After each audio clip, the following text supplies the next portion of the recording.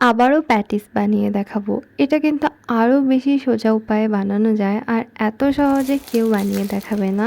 আমিই হয়তো প্রথম এরকম বানিয়েছি, আমার ঠিক জানা নেই। ময়দার মধ্যে একটু নুন আর অনেকটা তেল দিয়ে ভালো করে ময়াম দিয়ে দিয়েছি আর ঠান্ডা জলে ভালো করে এটাকে মেখে নিয়েছি।